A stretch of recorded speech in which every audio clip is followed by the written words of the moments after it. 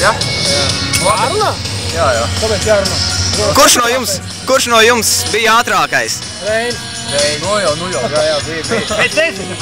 Mēs izlēmām ar Raimondu, kad Reinis bija ātrākais. Tas nozīmē, ka jaunības dūlums ir uzvarējis pieredzi. Seniorus. Vakarēnes arī.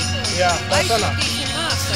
Tad, kad jūs bijāt jauni braucēji, jūs bijāt tikpat dulli un meistarīgi kā Reinis, vai jūs bijāt citādāk stili?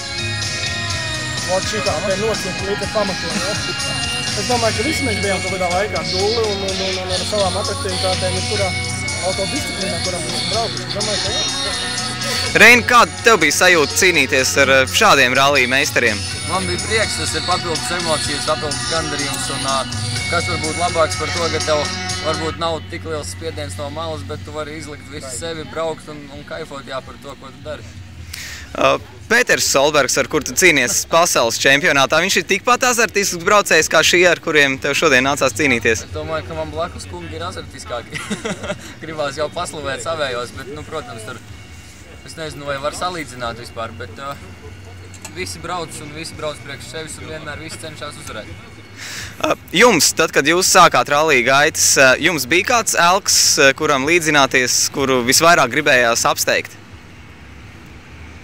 Manā gadījumā tas bija Makinīts, drīzāk. Makinīts un Makrēns, divi maņieki.